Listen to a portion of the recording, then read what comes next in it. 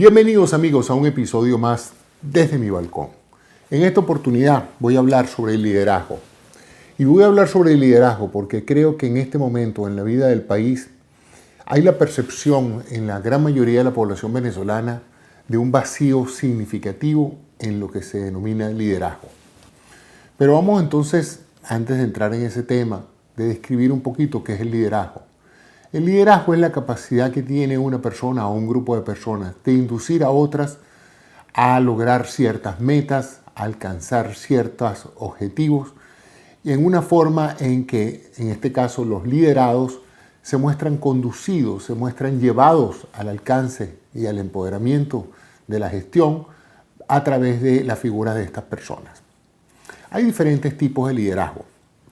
El liderazgo organizacional o estructural es aquel en la cual la persona está habilitada por una estructura jerárquica para dar órdenes y conducir a otros en una dirección determinada. Ejemplos de esto, pues tenemos el liderazgo militar, el liderazgo político, el liderazgo eclesiástico, es decir, son figuras que han alcanzado ciertas posiciones dentro de una burocracia, dentro de una organización, y esa posición les da cierto poder de conducir o de liderizar a aquellas personas afiliadas a esa organización. Hay el liderazgo monárquico, el liderazgo hereditario, que es el que tienen todas aquellas personas pues, que heredan o suceden en el poder al líder anterior, y eso se ve mucho pues, en esas familias donde el hijo o un familiar del anterior líder adquiere o adopta una posición de liderazgo derivado de la herencia o del legado que una persona, el líder anterior, lo hizo. Ahí tenemos el caso de Corea del Norte, donde el padre le dio al hijo el poder y el hijo pues entonces se puede considerar un líder de su pueblo, fundamentalmente por la posibilidad o la efectiva transferencia del mando, del control del Estado hacia ese caso. Así es igual los reyes. Cuando un rey muere, pues el heredero asume la posición de liderazgo dentro de esa monarquía derivada pues, de un esquema formal que se ha cumplido a través de diferentes siglos. Hay el liderazgo, digamos, obtenido a través de los méritos o el llamado la meritocracia. En este caso, la persona que alcanza una posición de liderazgo la adquiere por méritos propios.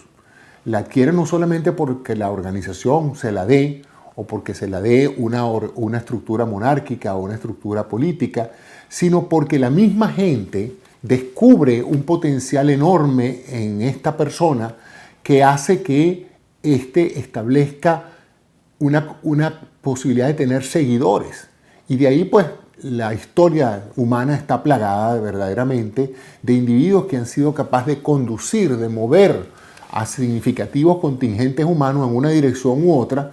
Y esto se ve también en el mundo animal. En el mundo animal establecemos en los mamíferos ciertos animales que tienen la capacidad de adoptar en un momento dado un rol de liderazgo y conducir la manada en una dirección u otra.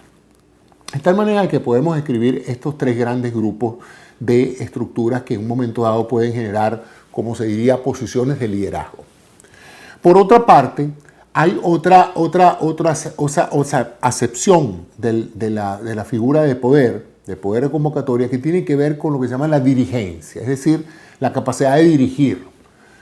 En ocasiones los líderes son a su vez dirigentes, pero no todos los dirigentes son líderes. Como vemos nosotros actualmente en Venezuela hay una cantidad de personas que ocupan posiciones importantes en sus respectivos partidos, en el orden militar, en el orden eclesiástico, han llegado a esas posiciones bien por méritos propios o por antigüedad, y podrían decirse que son los directivos, los que dirigen, la dirigencia. Sin embargo, ese poder que tienen de dirigir no es un verdadero liderazgo de conducir voluntades. Y entonces se puede dar el lujo o se pueden dar situaciones donde haya ambientes humanos donde el dirigente no lideriza. ¿Por qué? Porque no tiene la credibilidad ni la confianza de los dirigidos. Y esto es lo que probablemente está pasando en Venezuela. En Venezuela, diferentes organizaciones o políticas militares, eclesiásticas y sindicales, laborales, han tenido durante años una estructura de dirigentes que han llegado a esas posiciones por diferentes mecanismos, ¿verdad? Mecanismos de elección, mecanismos de cogollo, la capacidad que tengan, en un momento dado, las reglas que tengan de juego para designar estos dirigentes. El problema es que el liderazgo no se da por designación oficial o por un título, o por una charretera o por una insignia.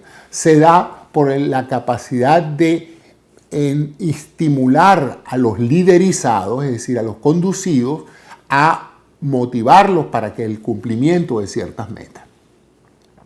Cuando hay una conjunción de líderes que a su vez son dirigentes, se obtiene una solución bastante eficaz, porque evidentemente entonces el líder natural, derivado de su carisma, de su conocimiento, de su capacidad de emprendimiento, de su verbo, de su gestión de lucha, de sus antecedentes, de su marco moral y de la estructura de su pensamiento, esa persona entonces es capaz de motivar a otros y probablemente adquiere también un sitial de dirigente, es decir, es designado como un dirigente. En las actuales situaciones tenemos un colapso del liderazgo venezolano. Y tenemos un colapso del liderazgo venezolano porque a pesar de que las estructuras políticas han electo dirigentes, y muchos de ellos han surgido de las mismas bases de los partidos, de las estructuras estudiantiles, estos dirigentes han fallado en los principios básicos del liderazgo. Y uno de los principios básicos del liderazgo es la claridad de objetivos, el establecimiento de una comunicación efectiva entre el líder y los liderizados, entre el conductor y los conducidos, una claridad de pensamiento, un estímulo, una motivación. Y otro factor que a mi juicio es uno de los que ha perjudicado este descalabro del liderazgo venezolano, que es la consistencia, la repetibilidad de las ideas y del mensaje. No hay cosa peor para un líder que estar cambiando de opinión de un día a otro. Los objetivos, la visión de lucha tiene que ser única. Las estrategias pueden cambiar, pero la visión debe mantenerse. Las tácticas pueden derivarse en un momento dado para aprovechar una coyuntura, pero el objetivo debe ser siempre claro. Y lo más importante de todo líder, no de un directivo, de todo líder, es que él mantenga ese nivel de comunicación efectiva con sus liderizados.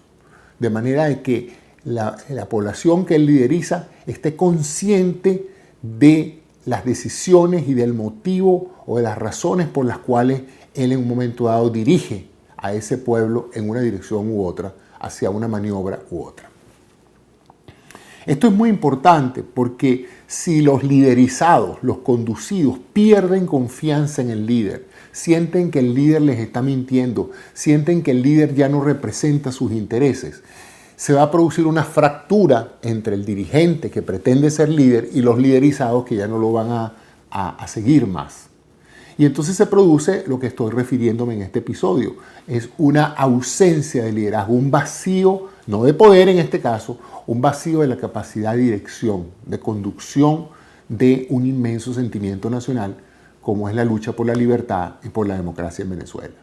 Entonces mi llamado es a todos aquellos dirigentes a que asuman un verdadero papel de líder, restablezcan la comunicación que evidentemente están perdiendo con la mayoría del pueblo venezolano, establezcan la claridad del pensamiento, sean consistentes en su mensaje y en sus valores de lucha y no se presten a malas interpretaciones y mucho menos lo que ha pasado en este último periodo de uno o dos meses para acá, que ha habido un verdadero descalabro de la moral de los liderizados.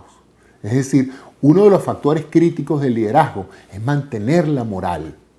No hay cosa peor para un oficial que conduce una tropa, para un político que conduce un partido, que es desmoralizar a su tropa, desmoralizar a su partido, desmoralizar a su grupo, a su compañía, a sus empleados, a su familia, si está liderizando una familia.